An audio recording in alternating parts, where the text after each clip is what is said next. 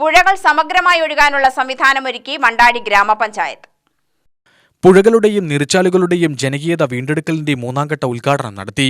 ഇനി ഞാൻ ഒഴുകട്ടെ എന്ന സന്ദേശത്തിലൂടെ പുഴയെ സംരക്ഷിക്കാൻ വിവിധ വിഭാഗങ്ങൾ രംഗത്തു വന്നത്. പുഴയിലെ മാലിന്യം നീക്കം ചെയ്യാൻ ഹരിതകർമ്മസേന, അയൽക്കൂട്ടംഗങ്ങൾ, പൊതുപ്രവർത്തകർ എന്നിവർ രംഗത്ത് വന്നു. ഗ്രാമപഞ്ചായത്ത് പ്രസിഡന്റ് കെ.എൽ. രമേശ് ഉദ്ഘാടനം ചെയ്തു. ഇവിടെ തെളിനീരൊഴുകും നവകേരളം എന്ന ക്യാമ്പയിൻ്റെ ഭാഗമായി അതിൻ്റെ മൂന്നാംഘട്ട പ്രവർത്തനം എന്ന നിലയിൽ ഇനി ഞാൻ ഒഴുകട്ടെ എന്ന ക്യാമ്പയിൻ്റെ ഭാഗമായിട്ടാണ് നമ്മുടെ ഗ്രാമപഞ്ചായത്തിനകത്ത് എല്ലാ പുഴകളും തോടുകളും കുളങ്ങളും ഉൾപ്പെടെ നവീകരിക്കണം.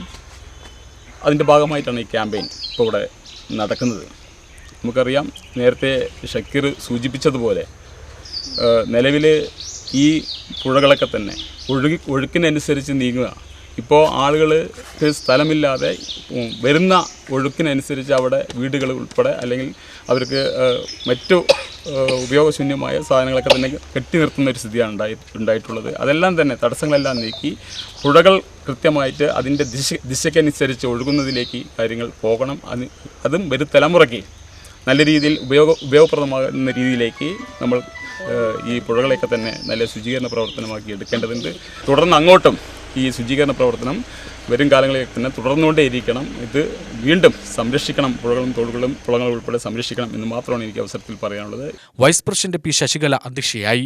ക്ഷേമകാര്യ standing committee chairperson Subitha Muraleedharan, Haritha Kerala coordinator Premadas, NREGS assistant engineer Sindhu, junior health inspector Manju എന്നിവർ പ്രസംഗിച്ചു. എസ്. സക്കീർ സ്വാഗതവും അസിസ്റ്റന്റ് സെക്രട്ടറി ചെന്താമരാക്ഷൻ നന്ദിയും പറഞ്ഞു.